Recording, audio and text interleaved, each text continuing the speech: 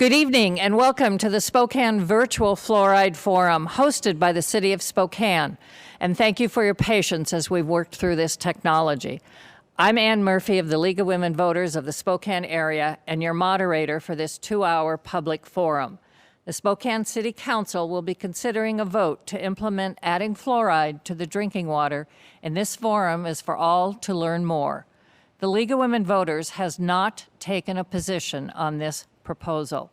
In the first hour, we will hear presentations that outline the technical aspects of this endeavor, and then we will hear from the opponents and then from the advocates.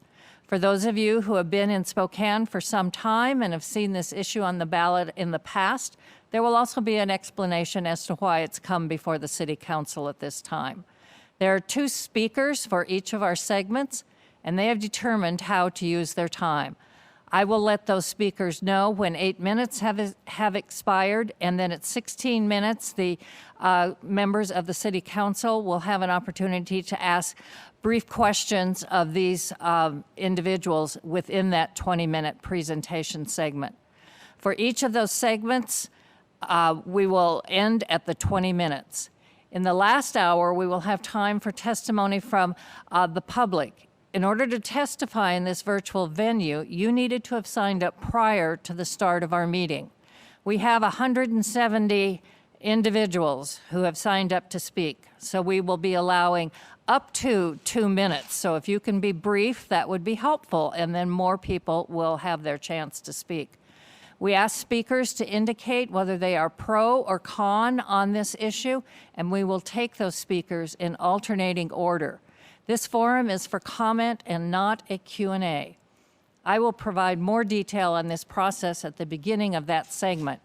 We will end this forum after 2 hours and provide you information for the opportunity for further comment should you desire. And now to our speakers. Our first segment this evening will provide technical information on fluoride in the drinking water. Our speakers are Mike Means, Director of the Office of Drinking Water, Washington State Department of Health, and Stephen Baker, Water Treatment Technical Advisor, Washington State Department of Health. And we begin with Mr. Means, and Mr. Means, you'll hand it off to Mr. Baker. So, Mr. Means. Thank you very much. My name is Mike Means. I am the Director for the Office of Drinking Water at the Washington State Department of Health. Our role at the Office of Drinking Water is to ensure safe and reliable water for the people of Washington State, working with others to make sure that that water has been protected at the source, treated appropriately, and delivered safely. So we're here today to talk to you about a little bit of the history of fluoride and technically on how fluoride is modified to be meeting the parameters when local jurisdictions choose to fluoridate. Hey, there we go. All right, next slide, please. So that is Stephen Baker. He has been working with us for a long time, longer than he would like me to speak about. He is indeed our technical expert on water treatment and operation of water treatment, and I am the director. Next slide. So I'll be doing a quick overview of fluoridation here in Washington State, talking about where we have naturally occurring fluoride, where there's the history and the present status of fluoride here in Washington, what approved fluoride additives there are and how that is fed into water systems, and then our current rules for design, operation, and monitoring of fluoridation. Next slide.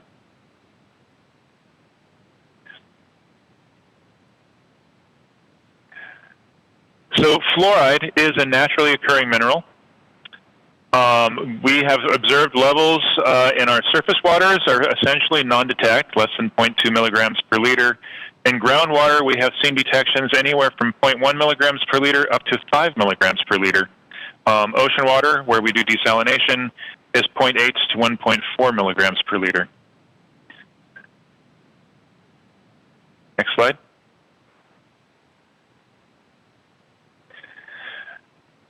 So fluoride, as I mentioned, is naturally occurring. And And you can see in those areas in green, that is an area of our state where we actually have elevated levels, typically of fluoride in the groundwater. That is due to the mineralogy of those areas, and in some cases, we even have to ensure that the levels of fluoride in public water systems are reduced in order to meet optimal levels and be safe for drinking. The remainder of the areas have varying levels of fluoride across the state, and we work within that process to achieve that. There, now I connect this way. Okay, next slide, please. So fluoridation means the adjustment of levels of fluoride that are in our water to levels beneficial for dental health. And by beneficial, I mean those optimal levels. So we're aiming for that appropriate balance between the decay reduction that we see with fluoridation and any appearance of fluorosis that may happen with higher levels of fluoride. Currently, that level is stated in the country at 0.7 milligrams per liter. Next slide. So fluoridation has been in process for a very long time in this country. Since 1945, Grand Rapids became the first city in the world to fluoridate. And there were a number of other things happening, but as you can see, this has been going on for quite some time. However, in Washington State, on the next slide, Washington State first adopted the ability to allow purveyors to fluoridate in 1950. The range that was allowed from 1950 until 1970 was a range from 0.7 to 1.5 milligrams per liter. In 1971, that range got adjusted from 0.8 to 1.3 as a tighter range due to technical improvements in the feed equipment and the monitoring abilities to be able to track that. That remained as the optimum values for 45 years, and until 2014, CDC updated the guidance because of the increased opportunities of fluoride from toothpaste and others, and really tightened up what the requirements were to 0.7 milligrams per liter. Next slide. So here in the state of Washington, we currently have about 50 fluoridating systems that serve about 3 million population. Those 50 systems actually tie in with 70 interties to serve other smaller systems, which serve an additional 1 million people. We have 200 systems in the state that have optimal values of natural fluoridation that serve an additional 0.2 million people. Next slide.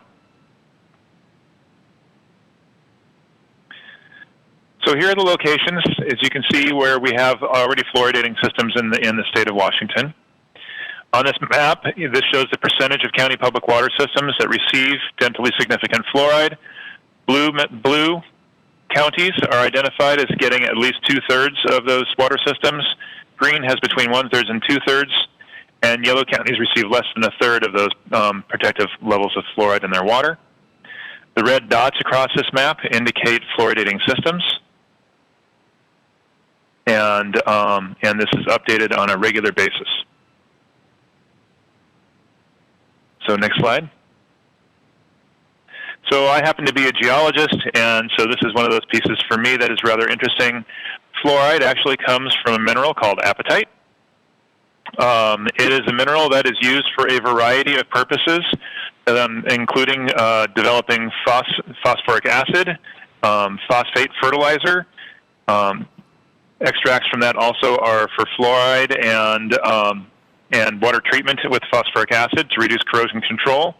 Phosphoric acid is also found in foods and beverages, sodas, bottled canned teas, coffees, cereals, processed meats, etc. And it's actually happens to be a really pretty mineral when it's polished properly. Next slide, please. And I'll hand it off to Stephen.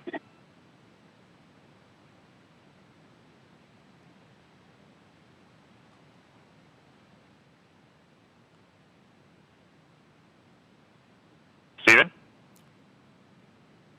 Can you hear me? Yes, now I can hear you. Okay, sorry. So we take that fluorapatite process and make fluorosilicic acid, which is the ingredient product which is used to make all of sodium fluoride additives.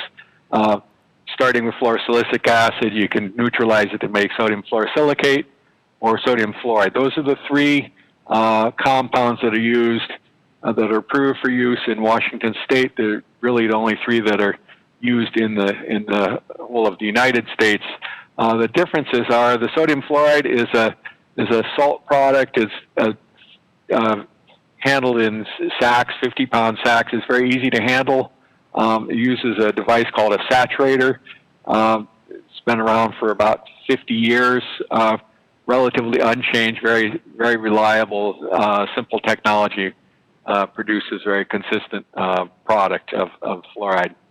You can see in the center column pounds of material necessary to add to 1 million gallons of water to get 1 part per million dosage. This is dated from when the 1 part per million was sort of our optimal goal. So you just a little bit less. You use about 3/4 of that to achieve today's optimum dosage. And you can see 18 pounds for sodium fluoride will give you 1 part per million in 1 million gallons of water.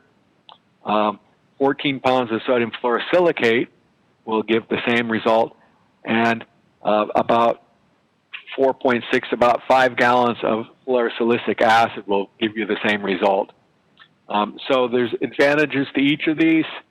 In Washington State, our greatest number of systems, you can see 35 systems are using sodium fluoride. It's simple technology, very amenable to small system operations. On the other hand, we have a smaller number of systems, but by far serving the greatest number of people because they're the biggest systems use the fluorosilicic acid. And there's lots of reasons for that, but it's very easily handled, but there are safety concerns for the operator because it's a corrosive acid. It makes fumes that are corrosive, and it has to be just properly designed to accommodate those concerns. Next slide, please. Stephen, you are 10 minutes in. Here's a cutaway view and a photograph of actual installation in Washington State. Looking at the photograph, you can see the sacks, 50-pound sacks of sodium fluoride, dry chemicals like a salt product, sodium fluoride versus sodium chloride that we know as table salt. So it's very similar to that, and it's finer than rock salt, but coarser than table salt. And you dump that into the saturator, the yellow vessel on the right, and it produces a consistent 4% solution of sodium fluoride, which is 18,000 parts per million of fluoride ion. And that's fed with a metering pump in the cutaway view on the left. Water comes down this vertical pipe. It's just tap water, distributes through the cross network of pipe on the bottom and percolates up through the bed of undissolved material, and then makes this saturated solution, which is then fed into the system in the controlled Stephen, weight 4 minutes rate. until council questions. 4 more minutes. Okay, next slide, please. Here's a fluorosilicic acid feed system. This is for a medium-sized system. You just scale it up. You can see the integral parts here are there's a containment vessel for if there were leaks. It's contained. It's on a scale, so you know how much you're feeding. It's vented, so there's lines that go outside of the building to vent any fumes. And there's both a calibration cylinder, that vertical pipe on the wall with the valves on it, and a metering pump that controls the actual injection rate. Next slide, please. So the rule, I think, Mike, you were going to cover this one? Go ahead, Stephen. You can go ahead and finish it off. Okay, the rule has very specific requirements. Optimal value of 0.7 milligrams per liter. We have an operating tolerance, which is plus or minus 0.2 milligrams per liter. And importantly, we have monitoring daily, monthly, and annual. So we're really closely regulating this product, this additive in the water. Design has to be approved prior to startup, and the public water system has to notify us prior to discontinuing. Next slide, please. Sorry, I'm speeding along. I can answer questions later on.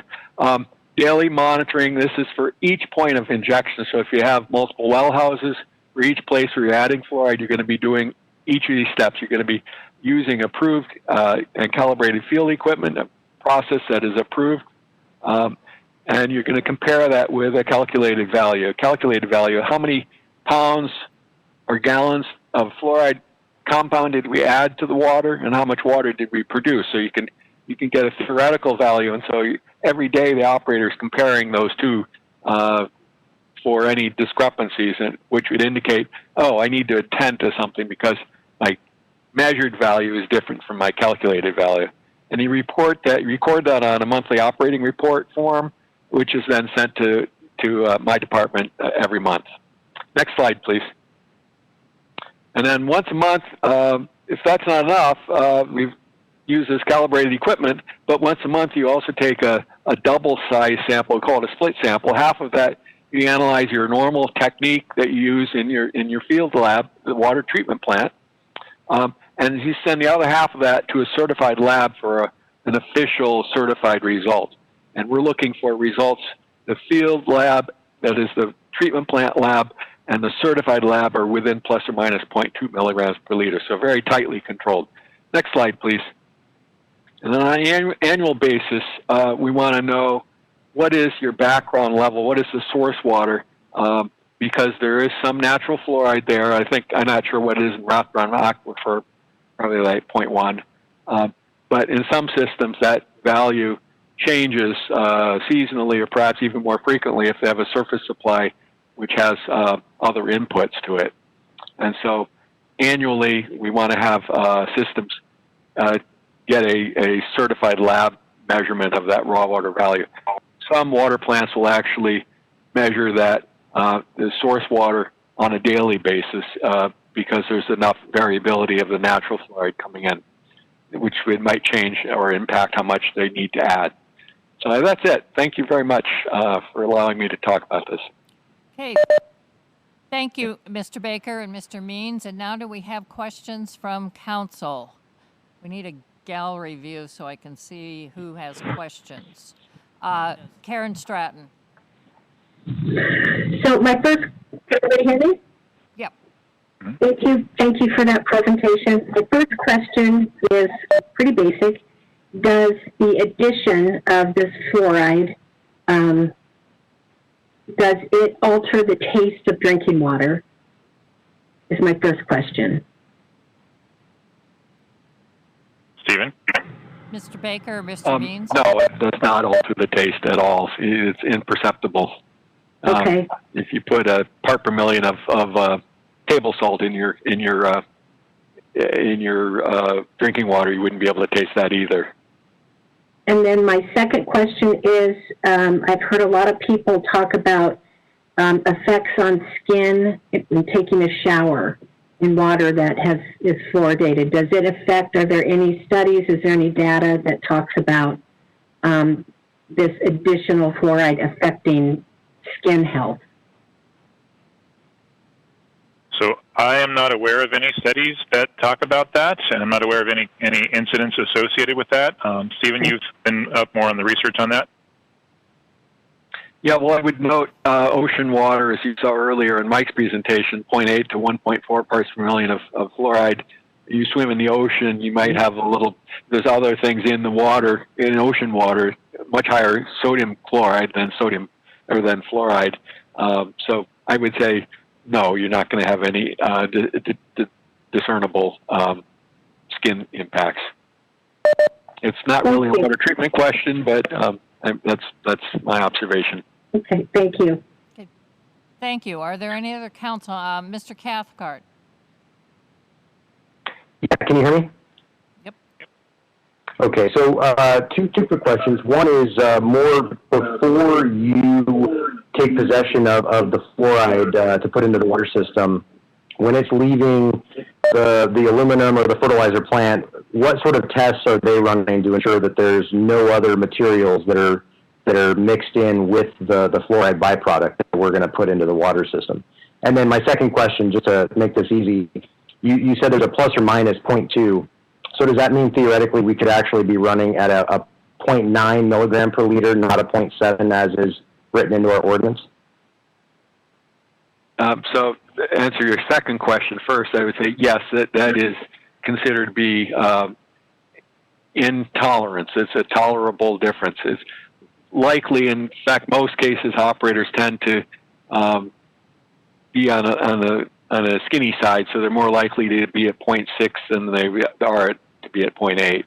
But there's enough tolerance, and CDC has promoted that same level of tolerance because that's, on a daily basis there can be slight moderation in dosage. It's not typically what we see. Most of the systems are pretty consistently the same number. They're 0.65 month in and month out. And then in terms of the first question about the additives and the approval of those, all the additives, whether it's fluoride or chlorine, aluminum sulfate, which is used to coagulate water, all of the products that are used to treat drinking water, whether it's for aesthetic or for public health protection or corrosion control, all the products have to be by regulation have to be certified under an NSF international standard. It's tested by a certified organization like NSF International, Underwriters Laboratory, Water Quality Association. Those are the three qualified certifying organizations. So all these products, including fluoride, have to be certified for use in drinking water. And they have specific requirements in their approval standards relating to the amount of byproducts or alternate components that could be present in those additives. And I think the standard is 10%, the maximum of 10% of a recognized, accepted standard for that, call it contaminant. Okay, we have time for one quick question. Anyone else have one? And Yes, Betsy Wilkerson here. Ms. Wilkerson, go ahead. Thank you. So with equipment and breakdown, I'm just seeing a scenario where the system goes wacky and there's too much fluoride put in there. How does that affect our system? And how long would it take to flush or restabilize the levels acceptable for fluoride in the water? So it's a safety question. Okay, I can speak to that as well, I think. There are a number of safeguards that are put in place in the design, and so it's really engineered into the system that you have to have flow, and you have measurement devices which will shut down the system automatically. The monitoring requirements I was talking about are the minimum monitoring requirements required in the rule. Most of our larger systems, and I would include Spokane as an example of typical of larger system, they usually elect to have a much more stringent. They have online monitors, so continuous output telling them this is exactly what the concentration is at this exact moment, and were those in their control range were to be exceeded, then it would automatically shut down the fluoride system. So that we've not had, I think we've had an overfeed to the extent that it went to 2 parts per million. The secondary standard, so the primary standard for fluoride in drinking water is 4 parts per million. Okay, Four Mr. Baker. parts per million, 4.0. Mr. Baker, can you wrap this up? We're yes. over time on this segment. Okay. I can take later. Thank you. Okay. Thank you. Hopefully that answered enough of your questions. So thank you to Mr. Means and Mr. Baker. The second segment will be presented by the opposition to fluoride in the drinking water. And our speakers are Jeff Irish, Safe Water Spokane, and Dr. Robert Dixon, Safe Water Calgary. And we will begin with Mr. Irish. And I see we have you on camera now. So I'll let you know when we're about halfway through our 16-minute time. Mr. Irish, go ahead. Hello, I'm Jeff Irish, the chair of Safe Water Spokane. and I've lived happily in Spokane for 34 years. When I was younger, I always thought fluoridation was a good thing because the government said it was good, and groups like the American Dental Association supported it. But when I got married and we started to have children, it was my wife, Darren, who got me interested. She researches issues in detail and was very concerned over what she saw on fluoride. I was previously a middle school science teacher, and once I started looking at the science and saw all the health risks, I changed my mind. One reason we love Spokane is that it has unfluoridated water, so we didn't have to worry about the kids drinking it. When I was approached to become chair of Safe Water Spokane a short time ago, I was happy to say yes. When I taught science, I used to do different demonstrations, and so I'm going to do a little different demonstration here. This is a fluoride Crest toothpaste. On the back of it, it tells you, warning, keep out of reach of children under 6 years of age. If more than used for brushing is accidentally swallowed, get medical help or contact a poison control center right away. Adults and children 2 years and older brush teeth thoroughly. And it says, do not swallow. To minimize swallowing, use a pea-sized amount in children under 6. So, the warning label is required by the FDA, which regulates fluoride in toothpaste as a drug. How much is a pea-sized dab? This here is a 12-ounce glass of water. If this water was fluorinated, it would have the same amount of fluoride as that dab of toothpaste. This is how dangerous ingesting fluoride is, especially for babies and small children. And that's not the only fluoride you're getting, because it's in soft drinks, fruit drinks, processed foods, pesticide residues on food, and air pollution. You can see how easily it is for people to ingest a toxic load of fluoride. Last thing we need is to get more of it in our water.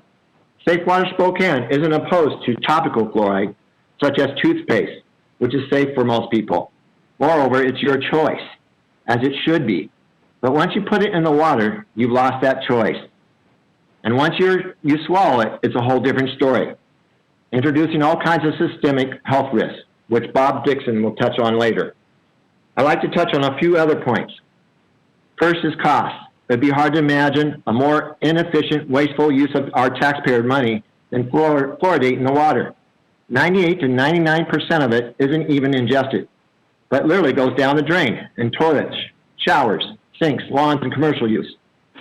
And we heard this week that the capital cost estimate of $4 million could be as much as 50% lower than the actual price tag, into $6 million, as the mayor noted.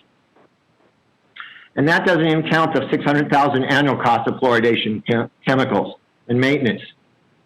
Who is most likely going to pay for these cost increases? It's us, the taxpayers. This is the last thing we need when so many of us are having financial problems caused by the virus. Who's going to get hurt the most by fluoridation? It's low-income families and communities of color who have lower average incomes. They can't afford to buy bottled water or an expensive filter system. They would have no choice.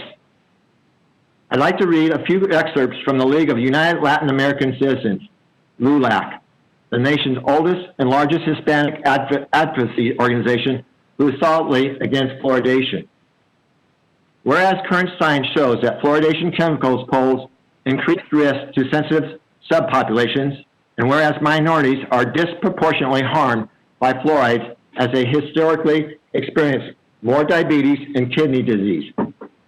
Be it resolved that LULAC supports efforts by all citizens working to stop forced medication through the public water system because it violates civil rights.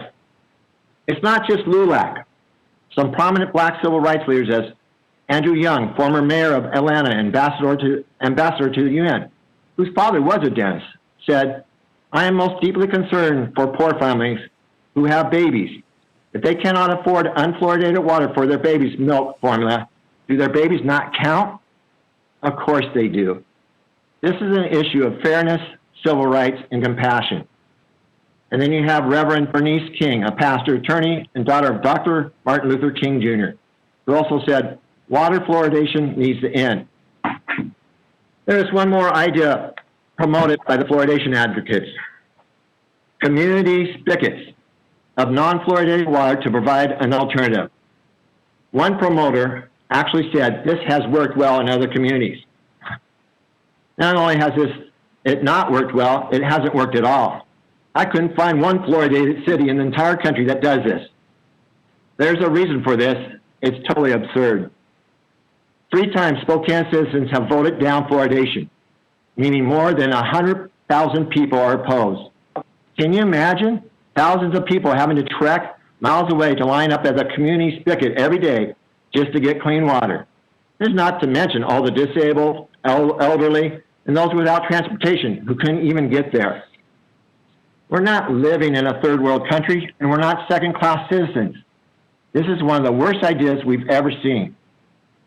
And then there was this statement on the local TV station yesterday. I quote, "Even if the majority of the people want to condemn our children to having bad teeth, I'm still not sure that would move me."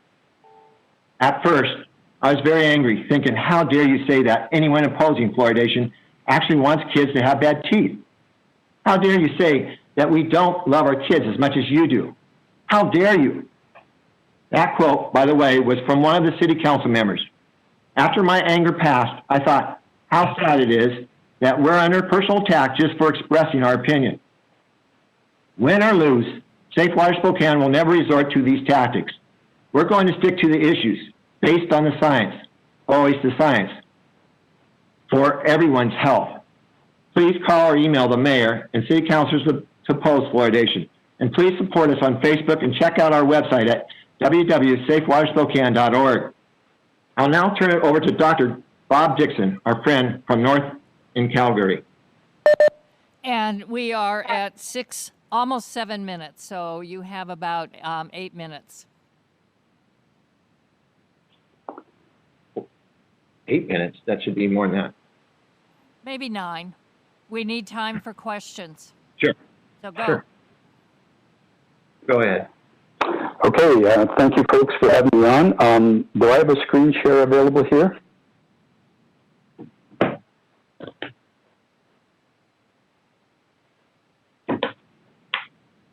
Okay. And I would have to ask you, can you see my screen now? No. Can anyone see my screen? No.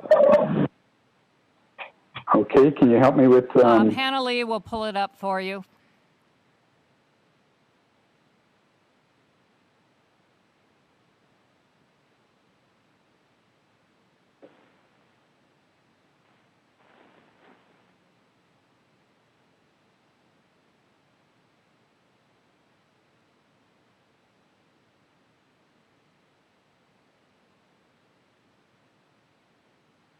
Okay, we have your slides. Okay, so you can see my screen share? Yes. Well, no, we have Hannah Lee's slides, so she's on the first slide of your presentation. Okay, that's unfortunate because I have an extra slide in there. Okay, I guess we'll start with this then and go with what we have. You just need to tell her when to advance. Okay, so as mentioned, my name's Robert Dixon, Bob Dixon from Calgary, Alberta. I'm a family physician practicing here in Northwest Calgary. I've been working on anti-fluoridation issues for 21 years now. Next slide, please. I was advised in February of 2019 by the College of Physicians and Surgeons of Alberta to, every time I speak publicly, to mention that mine are not the commonly accepted views in water fluoridation.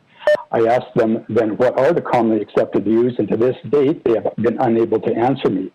To me, the commonly accepted views are, is fluoridation common around the world? 95% of the world does not fluoridate their water. 98% of British Columbia, just north of you folks, does not fluoridate, and their dental health is excellent, better than the rest of Canada. 98% of Quebec, one of the largest provinces in Canada, does not fluoridate. 97% of Europe, which tends to be more progressive than us in North America, does not fluoridate, and their dental health is very good for the most part.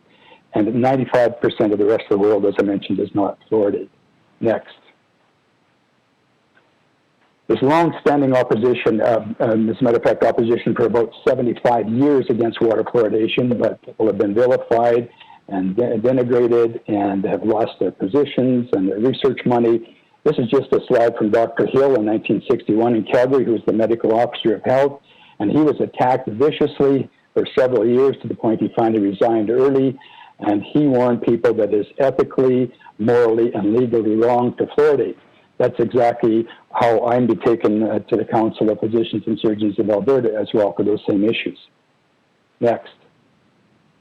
We shouldn't have to go beyond this slide. This should end water fluoridation right here. This is the World Health Organization data, and my apologies that not all the countries are on either end of that spectrum, but there's about 20 countries there that are not fluoridated and 4 that are fluoridated, and as you can see, over the last 50 or 60 years, they all come to the same endpoint. Caries and cavities have decreased significantly in all countries, all Western countries in the world. And the reason for that is better dental care, better diets, more vitamin D and other supplements, overall just better health of people. And it has nothing to do with water fluoridation. So that should end water fluoridation right there. Next. We had 4 plebiscites in Calgary over the decades that defeated water fluoridation. Next, please. And we had 2 in 1989 and 98 that actually passed it by narrow margins, but there was hundreds of thousands of dollars of intervention from Calgary Health Region and Alberta Health, and the anti-fluoridation folks had no money. Just a quick recap of my story. In 1998, I actually voted for water fluoridation in that referendum. And people came to me afterwards and said, why did you do that? I said, as a busy family physician, I don't have the time to research everything. So they challenged me to look at the information, which I did. And I was abhorred by what I found. I said, how can we be doing this to our people or to our population? So I enlisted Dr. James Beck, who is actually an American from your country. He was educated in Texas and California, and then moved up here in the 70s to help start the Calgary Medical School that I was a student and a graduate of. And I asked him to look at the information and literature, and he did, and came back and said the same thing. This is awful, Bob. We should end this. We should do something about this. And so I enlisted him to help. And at that time, that was 1999, and Dr. Beck said, this should only take a few months, Bob. We have so much science and information on our side. Well, famous last words, it took us 12 years. Next slide, please. So in 2011, 12 years later, we got City Council to vote 10-3 to discontinue fluoridation, and we turned off the fluoride taps that year. Next. So we have 4 main areas of concern: safety, efficacy, ethics and morality, and economics. I'll be moving quickly through these since we don't have much time, but you'll all have access to my PowerPoint at any time through Anne and Hannah Lee. So next, safety. Thousands of studies showing harms and side effects. The pro-fluoridations that say there are no studies, they're totally false. They're misleading you. There's thousands of studies out there. Not all great studies, but there are some very good ones, especially in the last 3 or 4 years. Excellent studies coming out. Now over 60 studies that show neurotoxicity in humans. Fluoride, those last 2 points, folks, are very important. Counselors, please listen to these. Fluoride is not a nutrient, food, or supplement. It's a medication because it's used to treat a disease. And more importantly, fluoride is not needed for a single body function.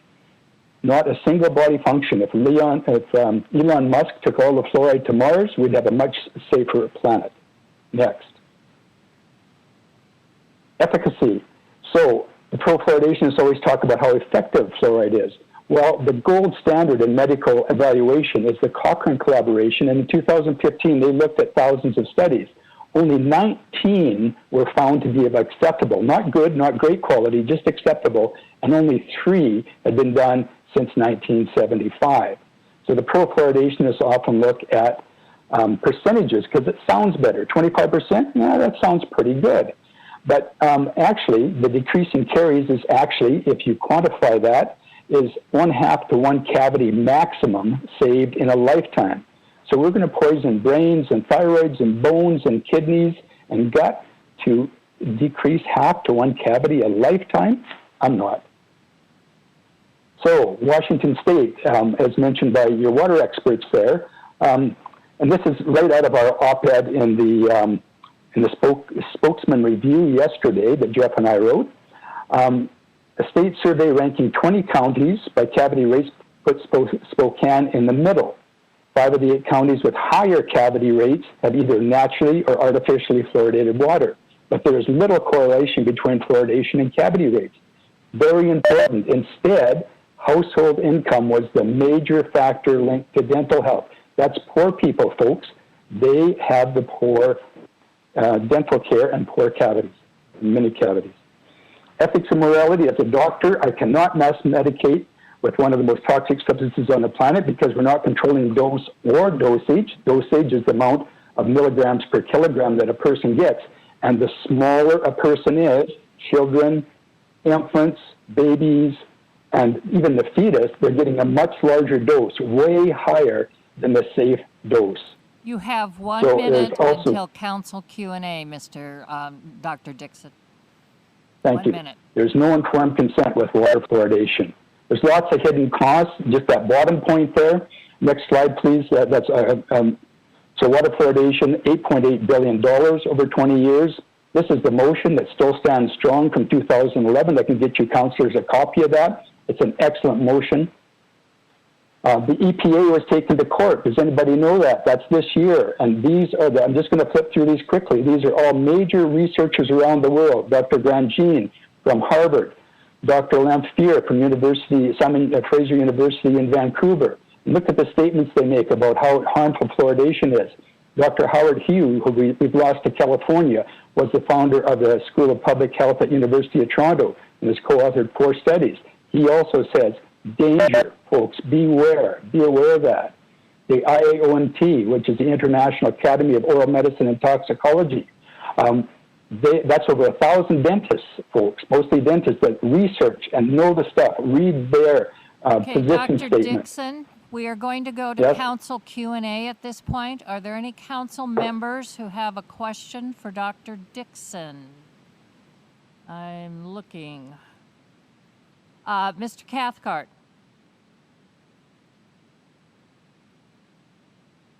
Yeah.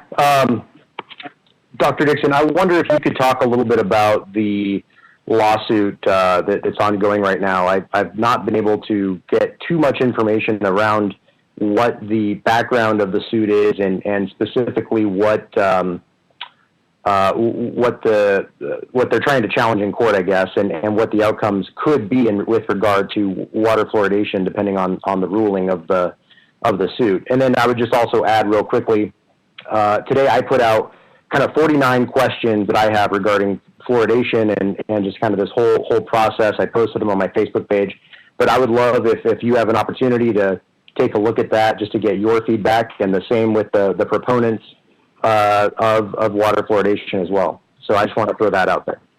Thank you for those questions. I've seen your list of questions, excellent questions, and we'll do our best to get very quickly answers to all of those to you.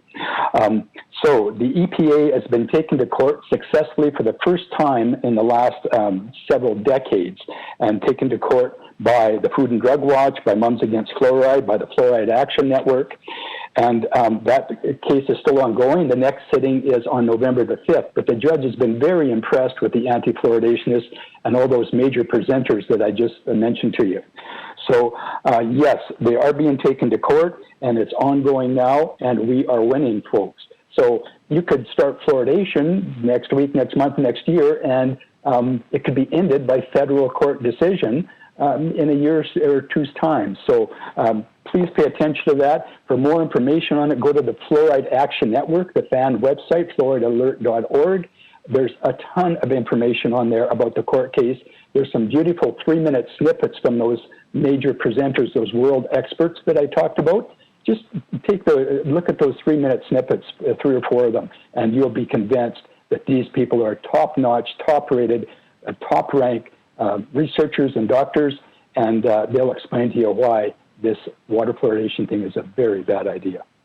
Okay, we have time for one more quick question from council. Do we see anyone? Ms. Wilkerson, go ahead. Thank you, Dr. Dickerson. So on that one colorful slide you had of all the rates going down in the countries you mentioned. And what stuck with me was when you mentioned that those countries had overall better health, diet, access to care. I haven't really seen any data around that healthcare from America that would correlate to that. That was my one, you could give me more info on that one. And then the last comment you made about cavities are in low-income households, or did I misunderstand you toward the end of your presentation? That's correct. Socioeconomic is the biggest factor in cavities and caries in poor dental health. So low socioeconomic status is the biggest predictor of cavities, not water fluoridation, not fluoride.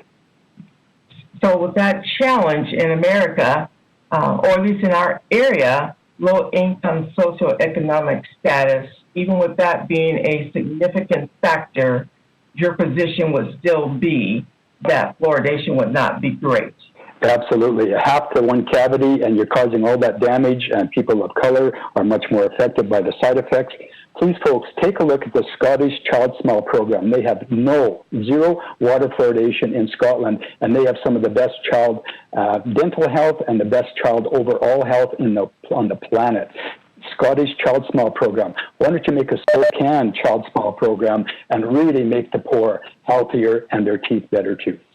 Okay, thank you, Dr. Dixon, and thank you, Mr. Irish. This ends this segment on the opposition, and obviously a lot of questions that they have promised to provide answers to, and we'll make sure that that information is available. We're going to move to our last segment of this part of the program from our proponents. We have Torney Smith from Smile Spokane and former administrator of the Spokane Regional Health District, and Dr. Kurt Ferre, retired dentist and a founder of the American Fluoridation Society. And we begin with Dr. Ferre. Doctor, please go ahead. Okay, can you hear me? Yes. Okay. I'd like to share my presentation now. See if I can bring it up.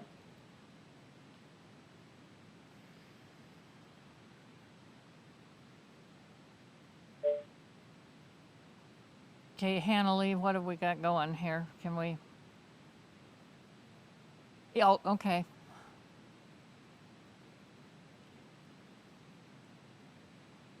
Can anyone see it? Not yet. And brother.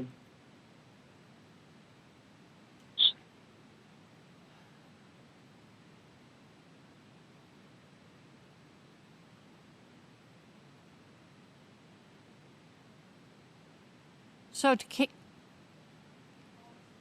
Okay. So where's that show? All right. There we go.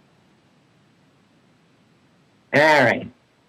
Thank you. I'm a little technology challenged here. So, good evening. My name is Dr. Kurt Ferre. I'm a retired dentist from Portland, Oregon, a city that I've called home for 40 years. I'm particularly fond of your city because my youngest daughter is a 2009 graduate of Gonzaga, and I might add that I'm a big fan of the ZAG basketball programs.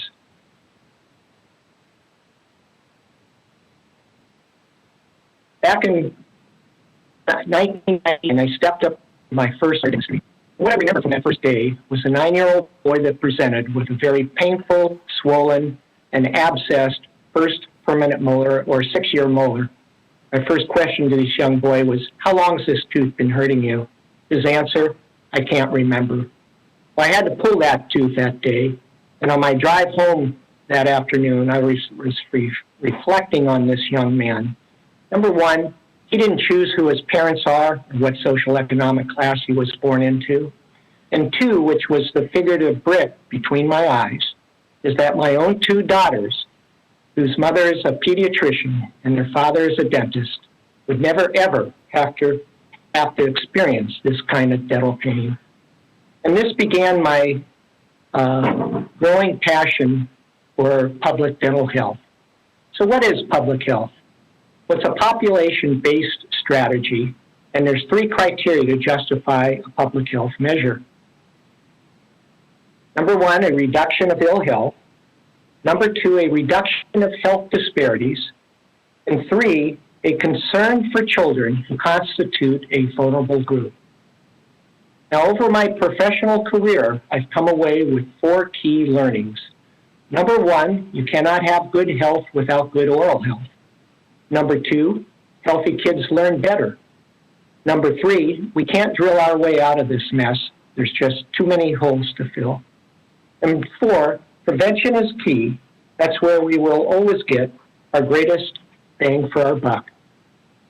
Now, fluoride is the 13th most common element in the Earth's crust, and fluoridation is a 20th century adaptation of a naturally occurring process. And yes, just this past January, fluoridation celebrated its 75th anniversary for fluoridation having been placed in Grand Rapids, Michigan in 1945. So here we are 75 years later. Why is fluoridation still around? Well, first of all, no one can know everything about all things, and where we go for our information is critically important. Consensus, scientific consensus, does not have a final endpoint and can change as new information evolves. Yet here we are today. The overwhelming scientific consensus, after a continued rigorous review of the latest data, including the mentioned IQ studies, continue to recognize fluoridation as sound public health policy. Now, does fluoridation work? Does it save money? By the way, the study about savings of half cavity is from Brunel and Carlos, and Dr. Dixon totally misrepresents that study, and I'd be happy to explain that later. But this is a study done for just early childhood cavities, those children under 6 years of age. And we see that a return on investment of $10 for every dollar invested. All those other interventions on the bottom are wonderful and are necessary to have good oral health. But the reason they're so little ROI is that a trained health professional is required to be involved. And that's the beauty of fluoridation. There's no change of behavior. Just drink small amounts of fluoridated water throughout the day adds protection against cavity. Now, the issue of toxicity, I'd like to just hit on that briefly. The basic rule of toxicology is the dose makes the poison. Who would have thought over 30 years ago that doctors would start injecting botulism toxin into people's foreheads and eyebrows for cosmetic reasons? Now, the opponents of fluoridation have accused me of not understanding the difference between concentration and dosage. They are incorrect. According to the CDC, of the average daily fluoride intake is via water and beverages. The rest comes from food. At the optimal level of 7 parts per million, before anyone would reach a toxicity from fluoride, overconsumption of water would be the issue. Over my 20 years of being involved in fluoridation politics, I've observed 3 key factors. 1, it's much easier to scare the public than to unscare them. 2, while the support for fluoridation is a mile wide, the passion is, sadly, an inch deep. In contrast, the opposition support against fluoridation is a relative inch wide, and their passion runs to the center of the earth. It's no different with the anti-vaxxers or the anti-face mask opponents. And 3, while it can be extremely difficult to overcome the fear tactics of the opponents and bring fluoridation to a non-fluoridated community, it can be equally difficult for the opponents to stop an existing fluoridation program in a long-standing fluoridated community.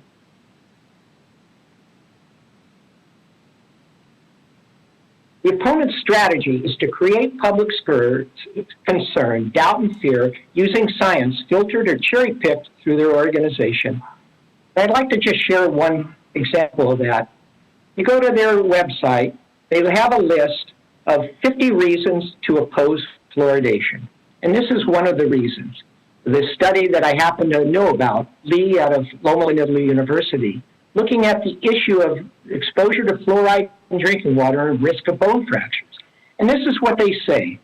And as you can see on the x-axis is the increase of water, and the y-axis is prevalence of overall fracture.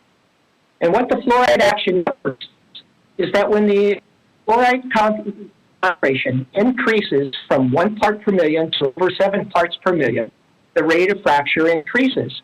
Well, they are correct. But this is where they leave out the most important part of the study, is what happens when the fluoride concentration goes from a very low amount and increases to the optimal level. Well, now we have what's called a U-shaped curve. And if you look at the low concentration rate of fracture and the high concentration, they're virtually the same, and the lowest rate of fracture is at the optimal level. Dr. Ferry, we're at 9 minutes into your presentation. Okay. Need to All right. Thank you. All right.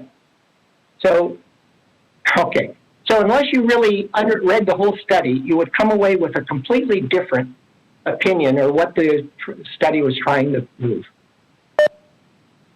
Well, since the beginning of fluoridation, IQ has risen, and over 74% of the citizens on public water systems are fluoridated. Most of the finest universities in the U.S. are in fluoridated cities, and the two countries with the highest IQ, the island nations of Singapore and Hong Kong, which are ranked 1 and 3, respectively. As a parent and as a grandfather, I understand that parents want the very best for their children and grandchildren. I'm sure that you all agree. My pediatrician wife has a T-shirt that reads, "Got polio? Neither do I. Thanks, science."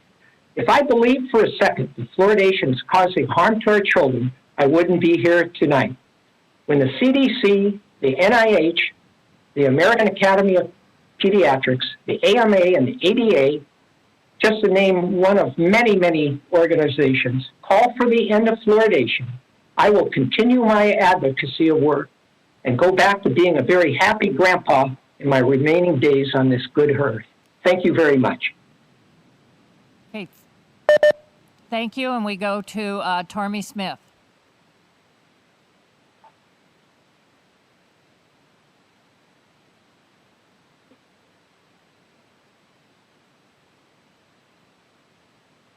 Can we get Tormy?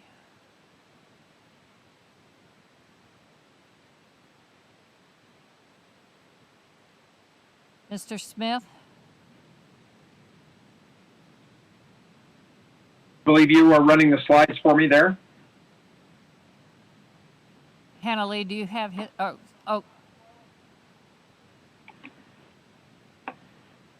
Oh, there was someone else to run your slides. So, well, can you start talking? I certainly will. President Biggs and City Council members, Ann Murphy of the League of Women's Voters, thank you for the opportunity to present to you today. I'm Torny Smith, the recently retired as the Spokane Regional Health District Administrator. I continue to work with and support Smile Spokane. A brief background of Smile Spokane began in 2015 with a group of concerned individuals and organizations, which included philanthropy, public health, social service providers, dental professionals, and higher education to identify ways to address the community's serious oral health problems, including the lack of good balance of fluoride in our water. Smile Spokane was created with financial and programmatic support from the Arcora Foundation. In 2017, Smile Spokane evolved as part of 7 anchor strategies that span prevention, access to care, and system transformation. In this slide, Smile Spokane has been joined by a coalition of partners in supporting community water fluoridation. The coalition includes healthcare systems, higher education institutions, payers, dentists, physicians, federally qualified health centers, nonprofits, and foundations. And because the time is short, I will not read this entire list, but I can certainly make it available. I would like you to hear some of those that are locally supporting the fluoridation effort in Spokane. Multi-care health systems, Providence Healthcare, Providence Medical Group, Chaz Health, Kaiser Permanente, Spokane County Medical Society, Spokane District Dental Society, Washington State University College of Medicine, the University of Washington School of Medicine, Eastern Washington University Department of Dental Hygiene, Washington Association for Community Health, Community Health Worker Coalition for Migrants and Refugees, the Spokane NAACP Branch 1137, the Carl Maxey Center, Latinos in Spokane. And so this list goes on. That's not even a third of it, but I wanted you to hear that. We also have many, many doctors and dental offices that have also supported. The funding of this project, which has been estimated to be around $4 million cost, the Arcora Foundation, funded by Delta Dental, has already said they will commit $3 million of that, and the remainder of that through Better Health Together's Medicaid Transformation Waiver Funds, the Empire Health Coalition, a Community Advocacy Fund, and other supporters from healthcare and providers are looking at meeting the balance of the need for the capital costs. The next slide, please. This is a public health issue, and it will have an impact across our entire population. It's handled just like HIV, opiate addiction treatment, Ebola, H1N1, bird flu, outbreaks of E. coli. This is to protect the population's health, especially the most vulnerable amongst us. Next slide, please. So what is our ask? We're asking the City Council to pass an emergency ordinance to begin water fluoridation in Spokane for 3 reasons. Spokane's oral health challenges are more significant than most communities in our state. Every other large community in the state has a good balance of fluoride in its water, but Spokane is the largest city in the state without it. By improving oral health in our community, we will improve overall health as well. Currently, a kindergarten student in Spokane is more likely to have rampant tooth decay than the average child in Washington. 4 in 10 kindergarten-aged kids in Spokane have had a cavity, and 3 in 5 have experienced preventable cavities by 3rd grade. 1 in 5 Spokane graders have experienced rampant decay, meaning 7 or more teeth are decayed or have fillings. Mr. Smith, Secondly, 1 minute yes. 1 minute till council questions. Thank you. Health equity. Like many health issues, oral disease is higher among people who are impacted by systemic inequalities and inequities. Children in low-income families, Black, Indigenous, people of color, people with disabilities, and our elders. Community fluoridation will benefit all of them. I know that you as a council care deeply about poverty and equity in Spokane, and you have the power to really affect a change. This COVID-19 pandemic is showing cracks in our healthcare system, and it's disproportionately affecting communities of color more than others in Spokane. It is critical that we reduce the stress on the hospitals and healthcare workers by reducing the number of people seeking care for conditions that could have been averted. And dental conditions are a leading cause of visits by adults to hospital emergency departments.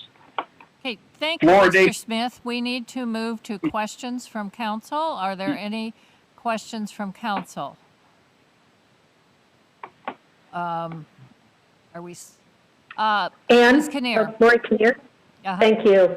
Hi, Tony. Thanks for coming down to testify and give good information. My question is, you read a list of folks, a long list of people that support this, and yet 3 times advisory vote over the years has failed. And so I'm wondering, what is the disconnect? We've got a lot of people that are very passionate about this, yet that message is not being translated to the community. Can you give us kind of a primer on why that is? Well, my expectation would be, as Dr. Foray mentioned, it is much easier to scare people and say, leave the status quo, than it is to educate folks about the data that exists, the problems that we have, and get them to make a change. So I think it really is trying to stick with the status quo, because fear drives people away. Okay, is there another question? Mr. Cathcart. Yeah, thank you both for your presentation. And again, I would welcome you to take a look at those questions that I put out and see if you have any thoughts or answers to those. But real quickly here, I'm just curious, in talking about impact to oral health for adolescents in the Spokane area, I'm wondering what's the data you use to back up that it is, in fact, a lack of water fluoridation that is causing that and not, in fact, overuse of sugary fluids. It's not secondhand smoke impacts and those sorts of things, which do have a high rate amongst lower income populations and things like that. So I would just love to hear the data and kind of the background behind why your belief is that it's water fluoridation. Well, it's not totally water fluoridation. Without question, lack of access to dental care, drinking of beverages that are high in sugar, obviously contribute to the generation of cavities, of oral disease. I would recommend that you contact Spokane Regional Health District Data Center and look at their oral health studies that have been put out. It's a combination of all those things. But as I was just mentioning, one of the challenges is for the families you've identified, the poor, the underprivileged, they don't get the dental care. They can't afford to go to the dental care. And one of the things that's happened with the COVID-19 is that not only were dentist offices closed for 6 or 7 weeks, but now when we try to get back and provide the service, those poor families are not the ones who can access that care. So those are the kids that have the major problems. Okay, our next question is from Mr. Bates. Torney, Councilmember Kinnear asked you about a vote 20 years ago that was a pretty close vote. I'm wondering if Smile Spokane has access to any polling of what community sentiment is these days and what you know about that. Well, yes, 20 years ago it was fairly close. 10 years ago it was closer. There has been some recent data done, and it is very close to the 50-51% that support. So it's one of those things that during this COVID time to go out and generate interest in this particular topic just was not feasible. Okay. I have to get unmuted. Okay, we're out of time here, and it's time now to hear from our citizens. And so we're going to move to that portion of our program. And so thank you to Mr. Smith and Dr. Foray for this last segment. So we're moving to public testimony. Each speaker will have 2 minutes, and we will alternate pro and con, up to 2 minutes. If you can say it in fewer words, then more people will get to speak.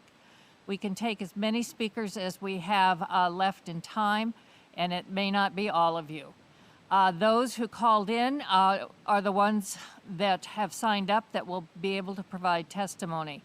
So you are muted. When I call your name, please hit *3 to raise your hand to be unmuted. You will hear a message that you have been unmuted, and you should then begin delivering your testimony, and timing begins then.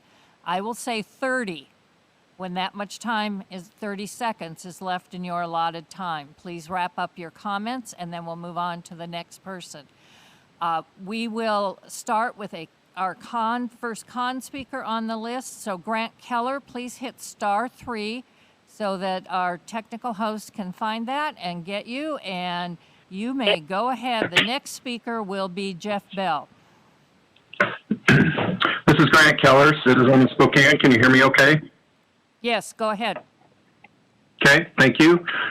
First off, this is not the way to treat the current system or the current crisis that we have. To say that this is a matter of an emergency because of COVID is just flat out untrue. We voted on this multiple times. Multiple times we've said no. The argument that you're making, or that Councilwoman Kinnear made, that this is because of COVID and all of the associated economic strife, it just doesn't fly. It would take a long time to implement the system. It's not a need for an emergency declaration. The system that you put together for this meeting, for instance, tonight, I'm just going to say right now, I know you guys have a hard time. I'm on the design review board. We're able to get on WebEx. We're able to do our meetings. The sign-up sheet was a joke. There are probably way more people who would testify tonight if they could actually navigate the system. So the next time we have an open forum like this, you guys have to do a better job. The idea that we're serving those who don't have access to dental care is ludicrous. Every child in Washington State right now has access to dental care. They do. That's how Obamacare worked, and that's how every kid has access. There's plenty of free clinics, reduced cost clinics. There are ways for the people that you're trying to address their dental problems. There are ways for them to get the help they need. And so that is an invalid argument for implementing this. Intentionally injecting poison into our water system and denying informed consent from the end user, that should just be considered criminal. One of the statements made that we are the largest city in Spokane that doesn't have fluoridated water, I applaud that. I think that's fantastic. We ought to be promoting that. The fact of the matter is you're proposing to inject a byproduct from the production of fertilizer. That's what fluoride is. That is what gets injected into the water. And, you know, at the risk of sounding irreverent, I don't mean to, but Dr. Kirk Foray also misrepresented those in the general public who have every right to be skeptical and choose not to take whatever a so-called professional deems as beneficial, by force basically, for the collective good.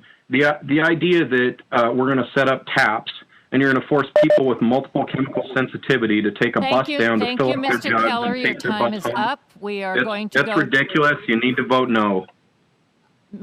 Jeff Bell, star 3. Is Jeff Bell there?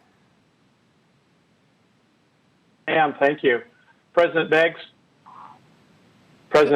council members, and League of Women Voters, thank you for the opportunity to present today. My name is Jeffrey Bell, interim president, Empire Health Foundation, and Empire Health Community Advocacy Fund, headquartered in Spokane. Earlier this month, the Advocacy Fund Board voted unanimously to urge this council to vote to fluoridate the city of Spokane's drinking water. Our board members include former Washington State Department of Health Secretary Mary Selecki, pediatrician Dr. Lucita Francis, Dean of Students at Whitworth University, Rosetta Rhodes, President of Boughton's Construction, Bill Boughton, and President of Frontier Behavioral Health, Jeff Thomas. They are unified in their support because they trust the science and studies that show fluoride works. They know that prevention is the best way to lower healthcare costs, and they want to close the health disparities fully exposed by COVID-19.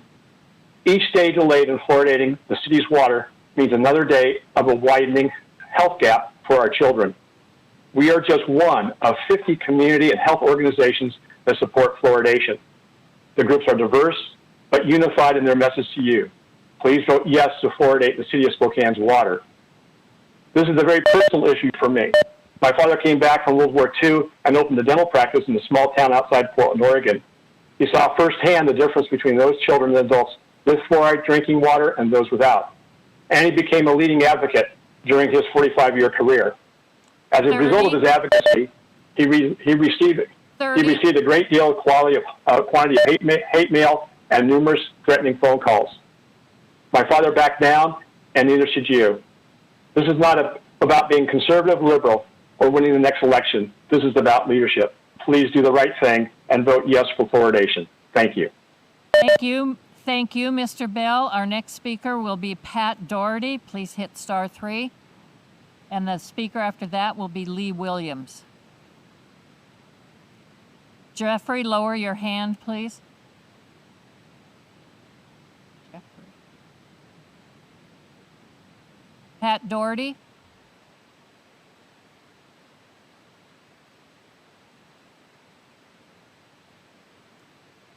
Is Pat Doherty there? I'll go to the next con speaker. Hit star 3 to raise your hand.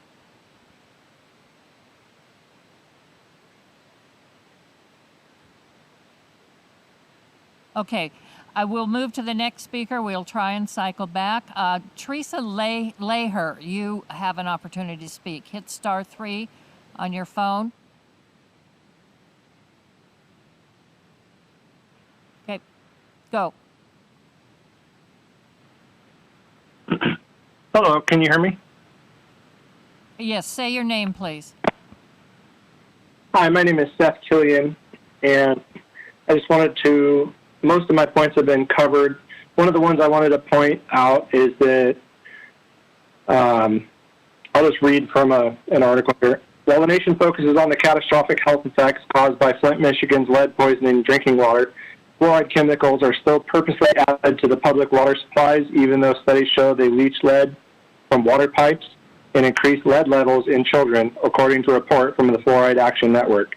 Fluorosilicic acid, or FSA, a corrosive fluoride byproduct of the phosphate production industry, is added to public water supplies, including Flint's, in a failed effort to prevent tooth decay.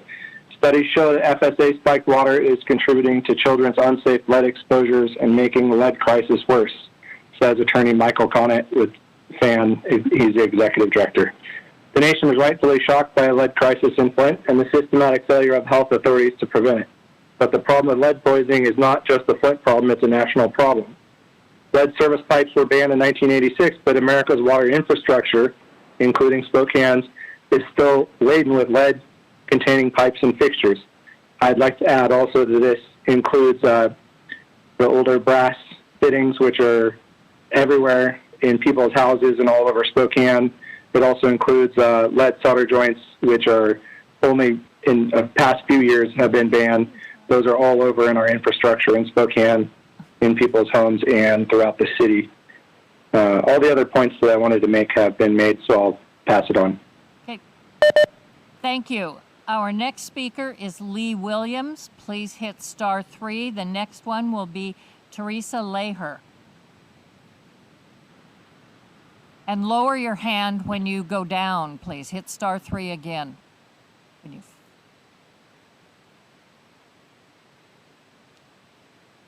Lee Williams.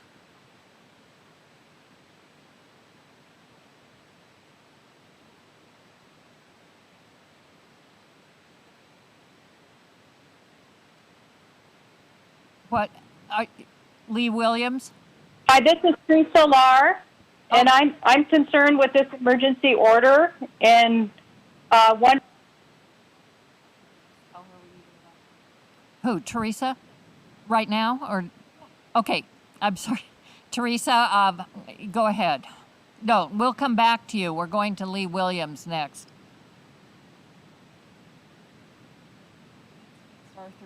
*3, Lee Williams.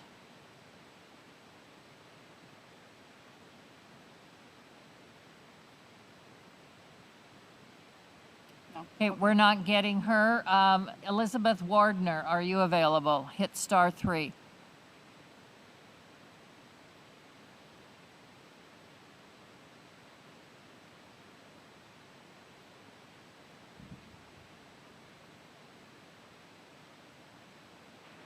Okay, go ahead. Hi, I'm Dr. Elizabeth Warder, and I work for Chaz Health. I've been here for 12 years, and I have worked in various communities here in Spokane and Cheney, and I can see the difference in people's teeth between Spokane and Cheney. Cheney's water is fluoridated, and Spokane's is not. Cheney has far fewer cavities. This is Public Health 101. We need to make sure that we have the proper balance of fluoride in the water. We all, physicians, dentists, and oral health experts, all support water fluoridation, and I can personally see firsthand the effects in the communities that lack fluoridation. This is what happens. Decay is preventable. Somebody gets a cavity, it has to be filled before it progresses to the point where it has to be root canaled or extracted. And that this starts a life cycle over a person's lifetime. It leads to replacement fillings, root canals, extractions. And, you know, to be honest, in the years that I've lived here, I have extracted more than 15,000 teeth. 15,000 teeth. And I really wish I didn't have to do that. We as dentists in this community cannot keep up 30. with this disease. Fluoride supplements, topical fluoride in our toothpaste is not enough. It's not working. Prevention is the answer. This pandemic in our community has disproportionately affected people of color and vulnerable people in our community. Our dental offices closed down, either completely or to emergencies only. This was impactful for people in particular who did not have access to care or... Thank you, and please hit *3 to exit. We will now go to Teresa Leher. Please hit *3 to get back in. Go ahead. Hi, thank you for taking my call. I am concerned with this emergency order and wonder, where is the emergency? What has taken place in our community that requires our city council to step in and put in an order? How does this order fit into the stated strategic plan of the city? And why are we spending so much time on this bad idea? Dr. Dickinson clearly pointed out the science.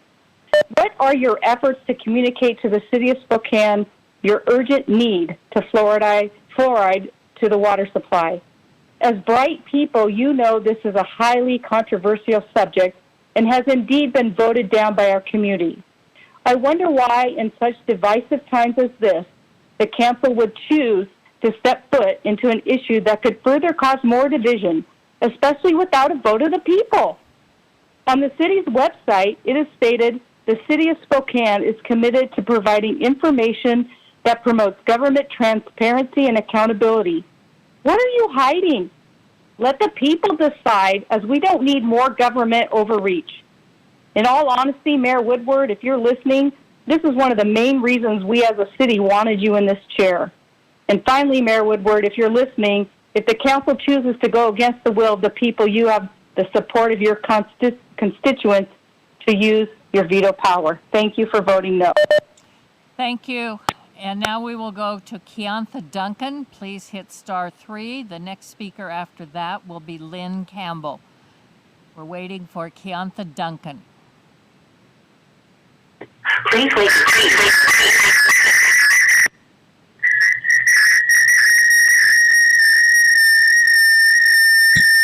Too much feedback. Was that Keontha? Hey, Keontha, we have feedback. Turn off your sound on your TV. Okay, go.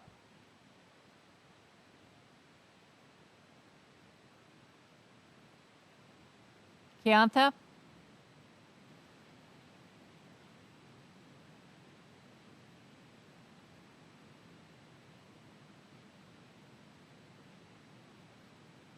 Okay, you're unmuted, but we're not hearing you, so we can try and cycle back. We'll take our next pro speaker, Stephanie Brecken, and then we will go to that con speaker. Stephanie Brecken, please hit *3.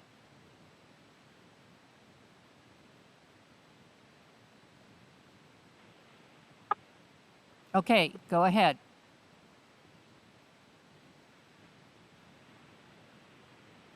This is Keontha. Are you able to hear me? Oh, now we have Keontha. Okay, Keontha, go ahead.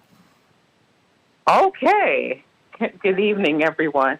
My name is Keontha Duncan, and I'm the Vice President of the NAACP here in Spokane. And every day, not only our chapter, but around the country, we are hearing individuals who are contacting us and saying, what can I do? What can we do to make things better for people of color? One way to do this is to trust the voices of people who are advising from an equity lens. The NAACP completely supports the recommendations made by Better Health Together to adjust the levels of fluoride to provide a good balance for health, specifically the health of disproportionately affected communities of color, because we know and we trust that they are looking at this through an equity lens. This is one way of addressing racial health inequities, trusting those organizations that are committed to these things. And our goal as a community has to be whole body health for communities of color. And how we do that is, again, trust our leadership.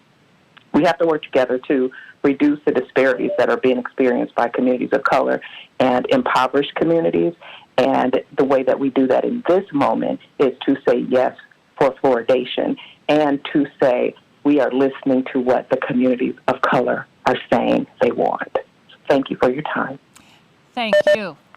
And now, Lynn Campbell, will you hit *3 and you will have your opportunity to speak, and then we will go to Stephanie Brecken. Lynn Campbell? You are unmuted. Go ahead. Good evening, everyone. My name is Lynn Campbell. My background is in advertising and public relations, and I understand how language can be used to groom a public opinion, and that is certainly happening here.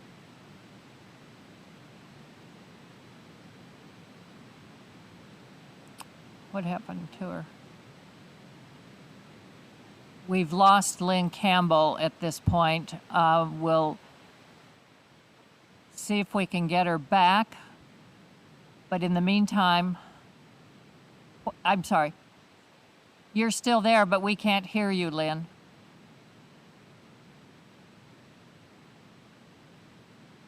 Okay, we'll try and get Lynn back. Let's go ahead to the next speaker so that we use our time wisely. Stephanie Brecken, please hit *3, and then we'll try and get Lynn back. Stephanie Brecken.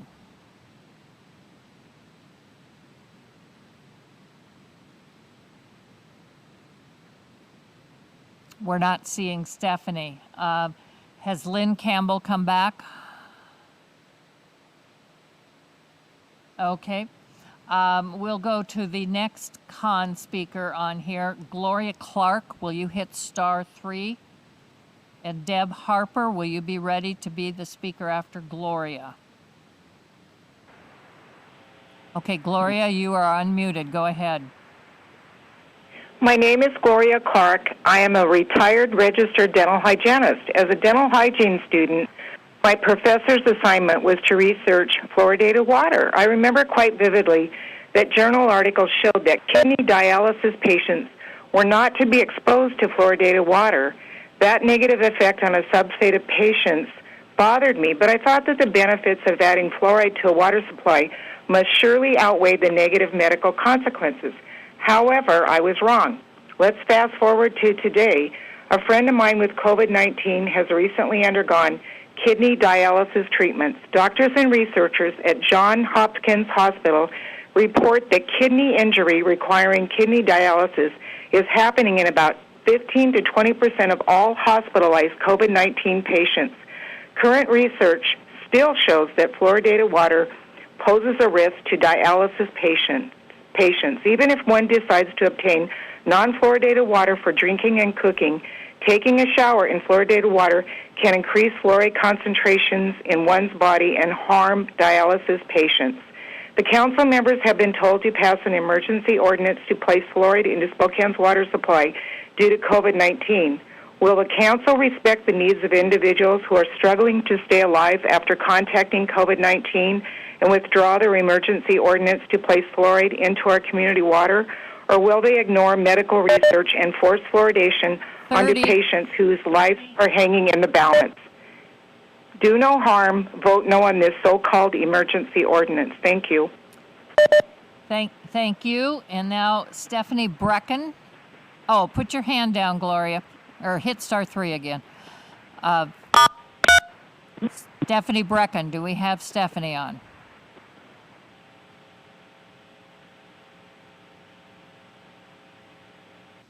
Stephanie, if you're listening, you need to hit *3. Okay, we will move on to the next pro speaker, and that is Deb Harper. Will you hit *3, please?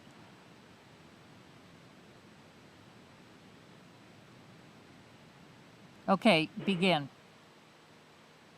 Hi, City Council. Thank you for hearing this testimony today. I'm a pediatrician here in Spokane. I moved here in 1985, and I'm also speaking on behalf of the Washington Association chapter of the American Academy of Pediatrics. When I first moved here from Chicago, where I took care of the poorest of the poor kids at Cook County Hospital, the first time I saw a child whose teeth were destroyed at the gum lines here in Spokane, I thought he must have ectodermal dysplasia. It's a very rare condition. But I'd seen it twice during my training in Chicago. But I'd never seen in Chicago what this Spokane boy had, which his cavities had rotted out all of his front teeth. And the difference is Chicago's water is fluoridated and Spokane's is not. In my years of practice, I've seen too many painful and preventable dental problems for our patients. Poor oral health impacts all of our kids. Our dental community and our medical community have worked very hard to improve the dental health of our kids. The dentists, family physicians, and pediatricians in Spokane have worked together to provide fluoride varnish and dental education and sealants for the families. The dentist started the ABCDE program, which provides free dental care for young children. We've done everything in our power to help, 30. and it's not enough. Okay? Working families can't take the time off to go to the dentist or physician's office, even for free. So good oral health leads to better health care, and it's important for us to take care of these kids and the grown-ups before they have the cavities. Thank you. Thank you. And hit *3, please. Our next speaker is Christopher Savage. After that will be Blake Redding. Christopher, hit *3.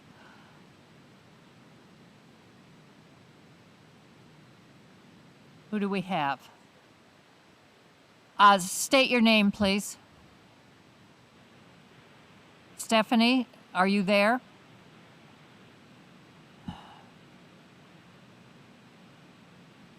Okay. Do we have Christopher Savage? Hit *3, Christopher. Who got a message? You're unmuted. Please start by stating your name.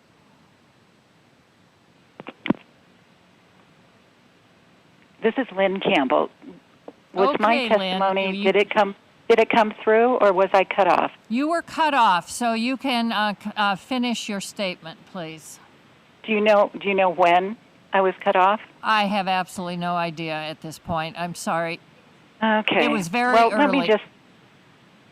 It was early? Yes. Okay. Just when go. a parent takes a child to the doctor or dentist wanting fluoride, they're supposed to do two things. Check the child's current exposure from all sources, including foods and beverages, and assess the child's risk for getting cavities. Then only for children whose risk is high is fluoride supposed to be prescribed, and with a specific daily dose. And then only if the parent agrees, because in private practice, a dentist can't force a patient to swallow fluoride. That would violate their ethics code that says they must, quote, treat the patient according to the patient's desires, end quote. It's called informed consent, something that most citizens seem to care about. But today, these dentists want city councilors to do what they ethically cannot do in private practice, to use Spokane's water for delivering a drug to be swallowed by every resident every day without the precautions that would be taken by a physician. Just put it in the water with everyone getting different amounts, needed or not, and somehow that's okay. Well, it's not okay. Access to safe water is a basic human right, and counselors, you've all been given peer-reviewed evidence that fluoridated water is not safe for everyone. The Spokane Regional Health District just published a policy brief that warns against using fluoridated water to reconstitute formula. It also says there's a strong possibility that children will develop mild and moderate dental fluorosis. Dentists say that's just cosmetic, but that's more sugar coating because medical dictionaries commonly define it as chronic fluoride intoxication. Don't agree to act as the city's physicians. Do no harm. Honor your citizens' right to informed choice. Vote no on fluoridation. Thank you, Ms. Campbell. We will go to Blake Redding. Hit *3, please. Blake Redding. Okay, go. Good evening, City Council members. My name is Blake Redding. I'm the Chief Executive Officer for Spokane Treatment and Recovery Services, and I also serve on the Board of Directors for Better Health Together, which is our accountable community of health for our region. 98% of the patients we see in my agency for behavioral health services are on state Medicaid and fall well below the federal poverty line. Out of those 98%, less than 5% have had any kind of routine dental care within the last 2 years. And it is next to impossible to find a dentist that will accept Medicaid, let alone have an appointment that's in a 1-year timeline for routine preventative care, let alone a dental emergency. The argument that people just need to go to the dentist for better oral health is absurd, especially when it comes to our minority and low income populations. The stigma surrounding substance use and mental health disorders is still very real in our society. Then you add tooth loss, gum disease, and tooth decay on top of that, puts people in recovery at an even more greater disadvantage of obtaining a job and becoming a productive member of society. Oral health is just as important as physical and mental health. My ask of you all today is to vote yes to increase the fluoride level in Spokane's drinking water to the federally recommended 0.7 milligrams per liter, so that every person, regardless of race or social stature, has the best opportunity for good oral health and a healthy lifestyle. 30. Good oral health for our citizens should not be a luxury. It should be a priority. Thank you. Thank you, and please hit *3 to lower your hand. Our next speaker is Christopher Savage. Hit *3. After Christopher will be Jenny Schlegel. Christopher Savage, go ahead. Hello, my name is Christopher Savage. I'm a commissioner for the Water Conservancy Board in Spokane County. I'm just calling in to vote against the initiative or to oppose it. I think it should be put to the vote of the people rather than just voted on a select few. That's all. Thank you. Okay, thank you. Jenny Schlegel, hit *3. The next speaker after that will be Lori Freer. Ms. Schlegel.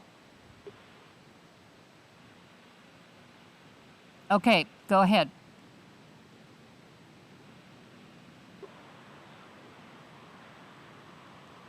Jenny Schlegel, go ahead.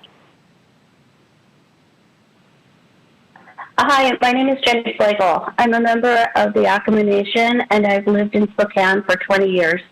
I worked at Better Health Together as the Director of Tribal Relations, and in November 2019, I was elected to the Spokane Public Schools Board of Directors.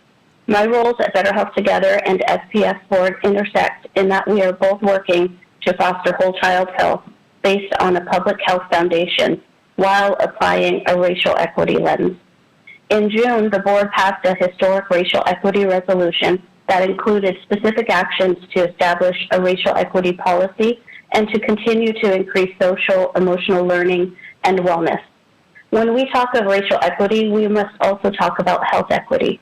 Oral disease is higher among communities of color and those experiencing poverty. I grew up on the Yakima Reservation where we did not have adequate fluoride in our water to prevent tooth decay, just as Spokane currently does not. Whether we live on reservations or in urban areas such as Spokane, American Indians experience a higher number of health disparities, including type 2 diabetes, heart disease, and untreated dental caries in children under 5 years of age.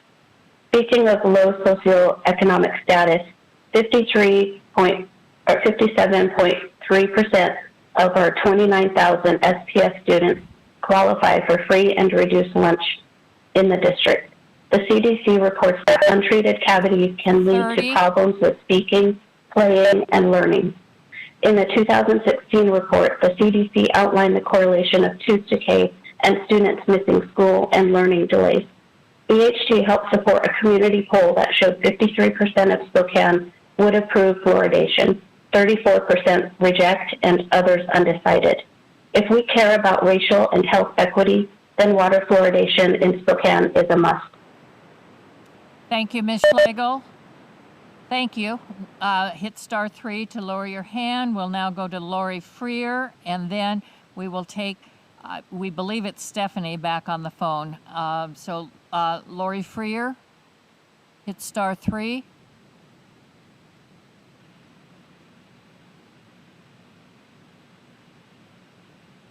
Lori Freer, are you there?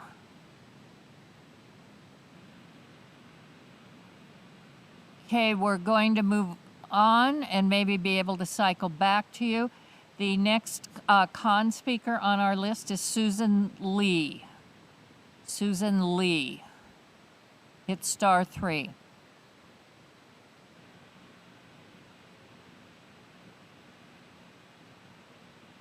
Okay, we have a mystery hand up, and so we want to find out who it is. So our host is going to unmute you, and if you get a message, please state your name when you come on.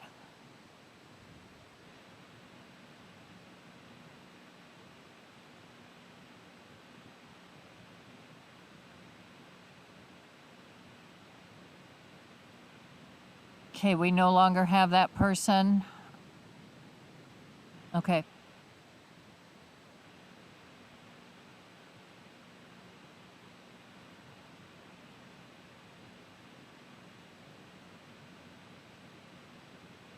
Okay, we have a speaker. State your name so we know who you are. My name is Don Moore. Are you pro or con?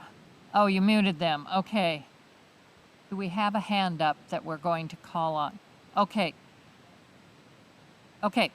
We're going to unmute this next hand and find out who it is. My name is Stephanie Brecken.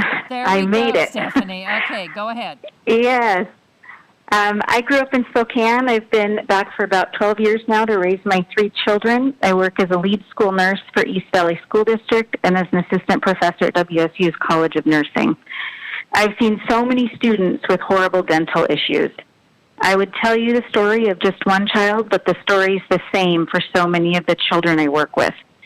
They come into the clinic with mouth pain, and upon exam, I find their teeth are rotten. And by rotten, I mean that their mouths are filled with abscesses and decayed teeth that have turned black. In every case, it's always more than one tooth. Often, parents do not have dental insurance, they're underinsured, and they're so terrified of the cost. Many cannot take time off work, and they're afraid they'll lose their jobs. These children often need to see an oral surgeon, and sadly, sometimes they lose permanent teeth. People say we should just take fluoride pills, but that's not an option for many families. We're excluding the families without a dental home to access to fluoride. Access to dental care is even more challenging right now, and added stressors in life have made dental care an even lower priority for families struggling to survive. We know community water fluoridation can keep our kids from experiencing painful decay. Why would we not do something that improves the life of children in our community? Anyone who ever experienced severe dental pain knows it can be all-consuming. And it kills me that this preventable disease is keeping kids from succeeding in school. Time is up. This is a health equity issue. Thank you. Thank you. We've had 2 pro speakers in a row. We're going to now take 2 con speakers. Lori Freer, are you there at this point?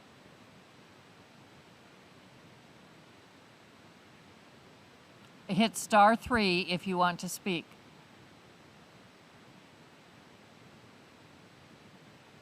Okay, we're going to find out who this is.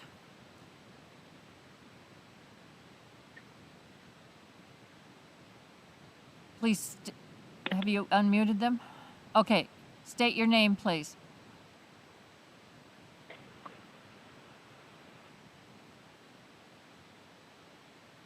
Okay. Susan Lee, would you hit *3, please?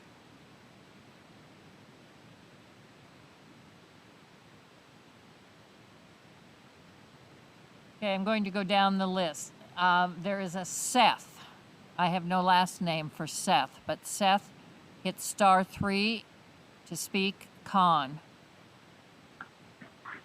I think you were the one that maybe jumped in before, where you didn't know who.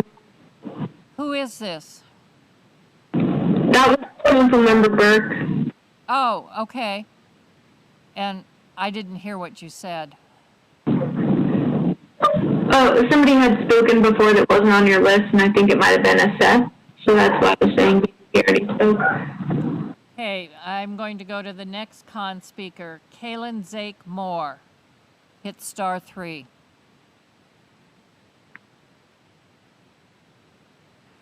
Okay, you may start. Hello, my name's Kaylin.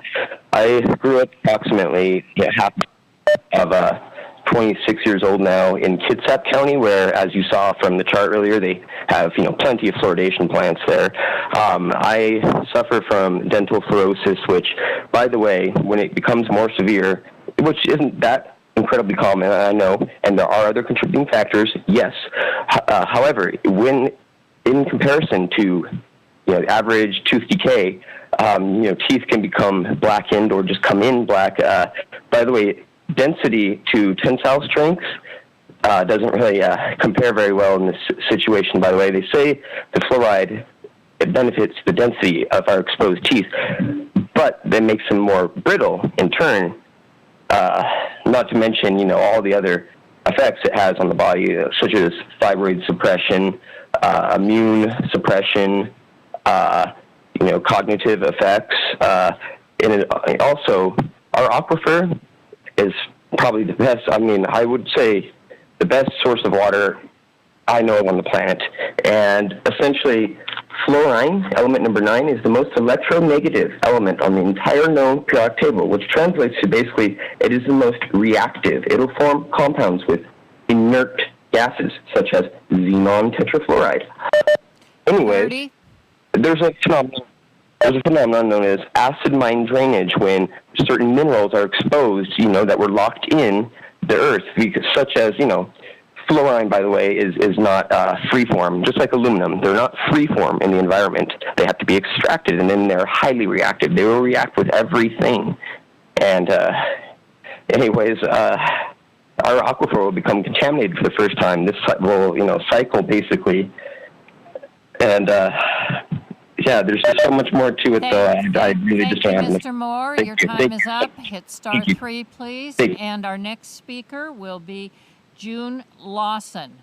June, hit star 3, please.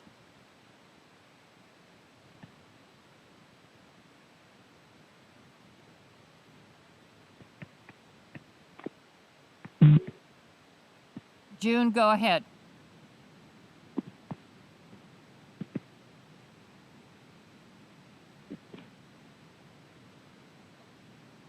We don't have that person. All right, we'll go to Kimberly Andrews. Raise star 3 to raise your hand. Hey, Ann, this is Councilmember Burke again. I think Pat Doherty wanted to call back in. We skipped over him, so.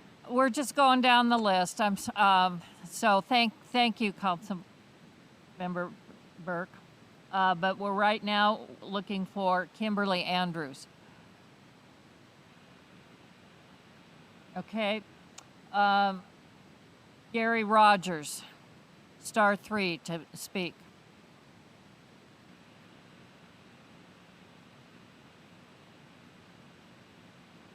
Okay.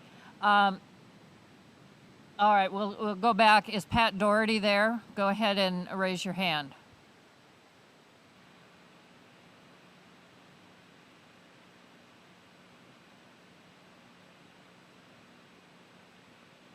Okay, we need to have people respond. So Nancy Taylor Babcock, star 3, please.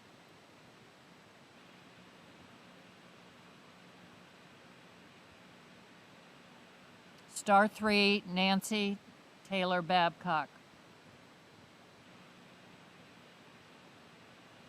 Okay, I'm going to move to the next one on the list. Lindsay Donahue, star 3, please.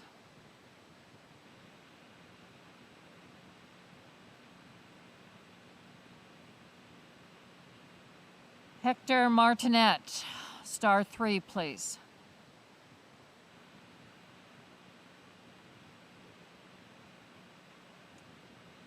Don Marazzo, star 3, please. Okay, please state your name as you speak. Go ahead.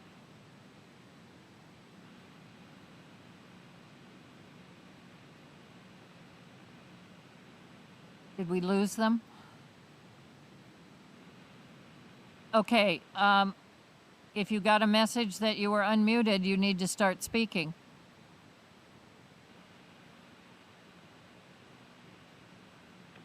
All right, we will go on to the next name on the list, Afshin Yagtin. Hit *3, please.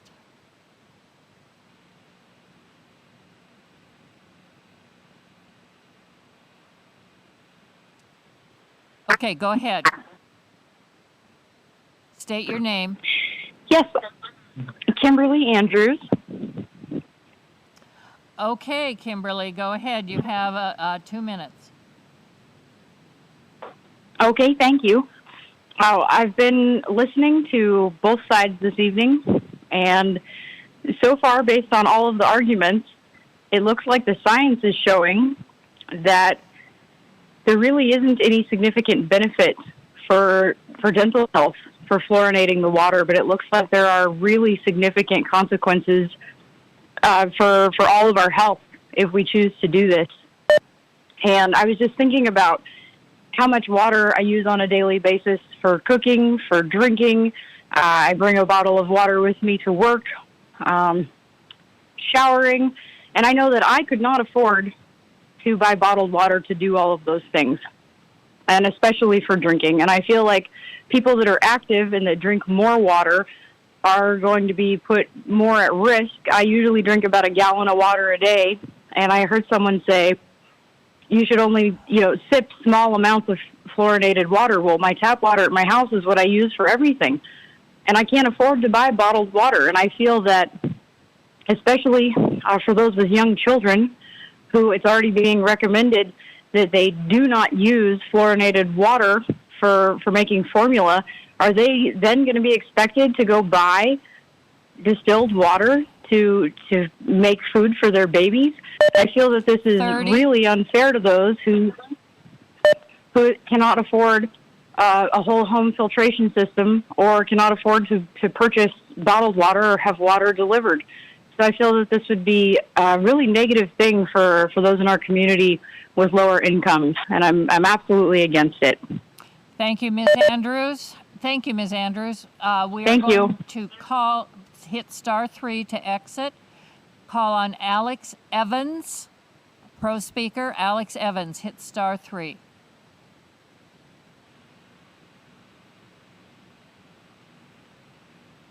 Okay, you may go ahead. Good evening, City Council members. Thanks for hearing from the community on this important issue tonight. My name is Alex Evans. I'm a Spokane mom, represented by City Councilwoman Kinnear. I have 2 children, 10 years old and 16 months old. I am asking as a mother to my children and on behalf of the thousands of children across our city whose parents can't be here or don't know to be here, to please fluoridate our water. My children are among the lucky who are able to visit the dentist regularly, but even that is not enough. While they will greatly benefit from raising the level of fluoride in our water, I am particularly thoughtful of all the kids who do not have the same access to oral health care in our community. This is absolutely an equity issue to me. Like many health issues, oral disease is higher among people with low incomes, populations of color, people with disabilities, and older adults. Young children are especially vulnerable to tooth decay. Community water fluoridation is the most effective and cost-efficient way to get a good balance of fluoride to everyone in the community, regardless of their age, education, or income. If we care about health equity, then water fluoridation is long overdue in Spokane. This is the time for you, our leadership, to do what is best for our community. Please think of all members of the community, especially our most vulnerable, 30. who will benefit from fluoride. There are many loud voices whom you are hearing from on this issue. And I just ask that you also consider the many voices in Spokane not represented in this conversation. Those too are the people you serve, and we need your leadership to do what is best for our kids and all our residents. Thank you for your service and your consideration of this important issue. I ask you to please fluoridate our water for my children and all the children in our community. Thank you. Thank you. Hit *3 to exit. We are going next to Josh Sawicki. Please hit *3 to be able to give your testimony. *3, Josh Sawicki.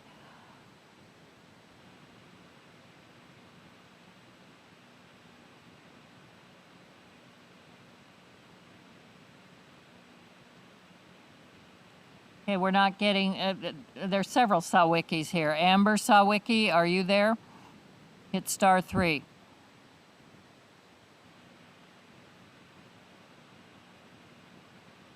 Max Sawicki, are you there? Hit star 3.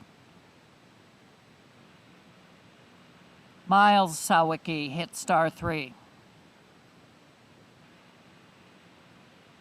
Cindy Kenyon, please hit star 3.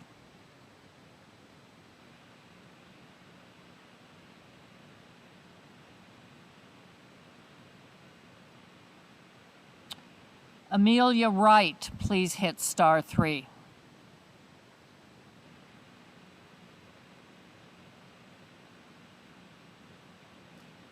Lisa Warner, please hit star 3.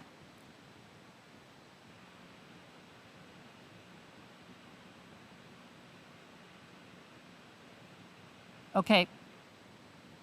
When you get the message, state your name. Hello. Hello, please state My your name is Lisa Warner, and my name is Lisa Warner, and I've been a lifelong resident of Spokane, and I have previously voted down adding fluoride to our water, as I am hoping will happen again this time. I think it's very odd that we keep pointing to the science when the science points to the fact that fluoride is not good for infants, it's not good for small children, and we're still trying to fight what science has to say about that. It's clear that it's not good for children. It's clear it has effects on adults, and it's clear that the people of Spokane do not want that added to their water. We've stated that many times. I'm hoping that the people that we have voted in will make our words heard and allow us to live with water that is not harmful or toxic to us or our children.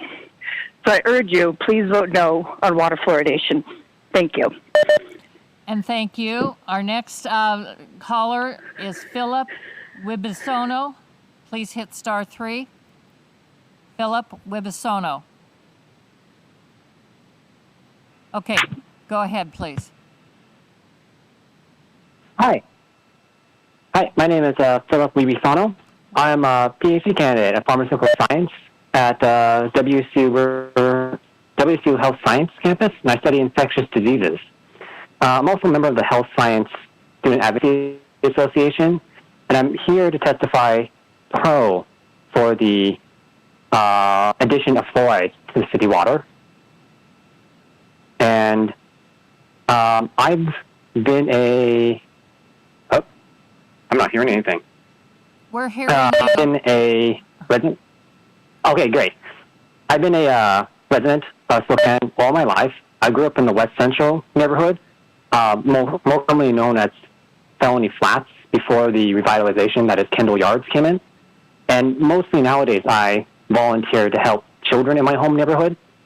And what I can tell you is that the children I see at the community centers have a lot of damaged and broken teeth.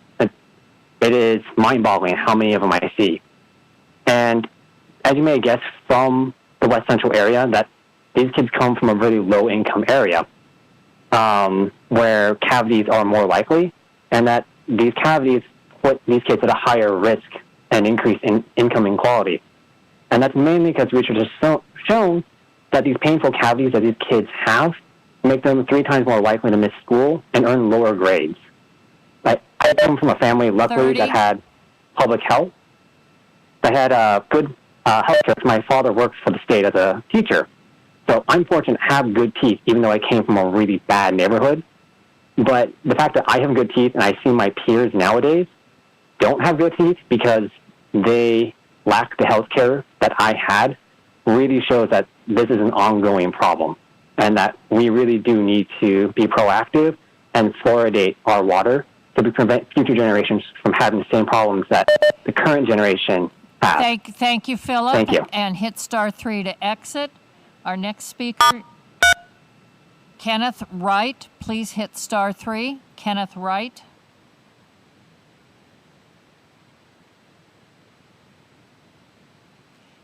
Kim Espy, star 3, please. Kim Espy.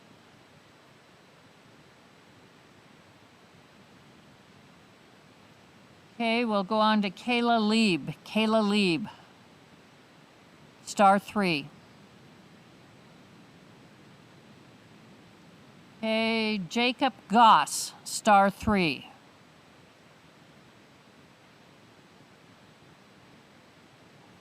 Maximilian Martinez, star 3, please.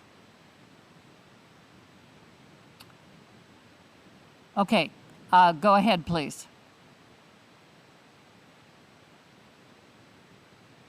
Please state your name and start your 2 minutes.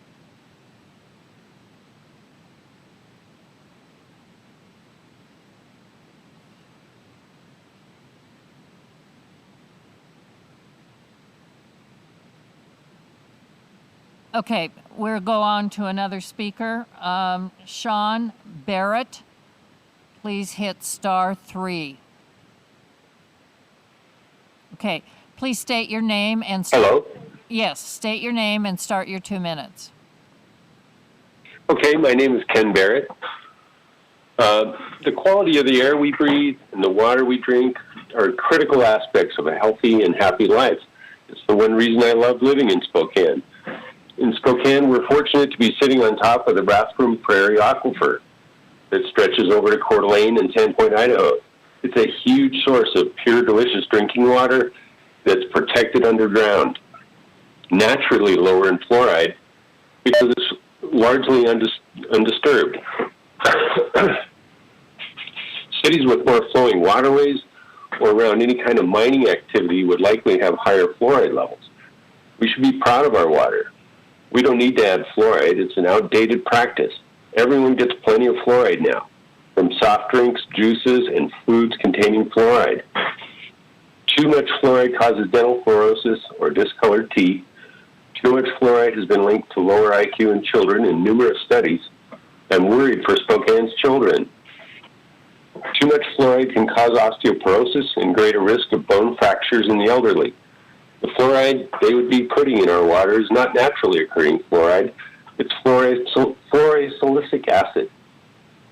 Fluorosilicic acid. That comes from smokestack scrubbers of the phosphate fertilizer industry. There's fluoride in it, but also lead, arsenic, and other toxins. It's corrosive. It'll leach more lead from the plumbing in our water. 30. I have a better idea. Free toothpaste for everyone. The way to apply fluoride is with a toothbrush. Then everybody can have as much or as little as they want. But don't swallow it. Spit it out. That's what my dentist says. Spit it out. Please don't add fluoride to the water without a public vote. Thank you. Thank you. We'll take one final speaker if we can get him. Okay, I'm sorry, we're going to have to wrap up. That brings the Spokane Virtual Fluoride Forum to a close. If we were unable to get to you tonight, or if by just listening to this forum, you wish to make additional comment, you can go to the council porthole, which is on the screen at this point, and your message will go to all members of the council. The city website will also be has a page dedicated to the fluoride issue, and that is on the screen as well. And lastly, this item is now scheduled for the city council agenda on September 14th, and you will have an opportunity for comment at that meeting as well.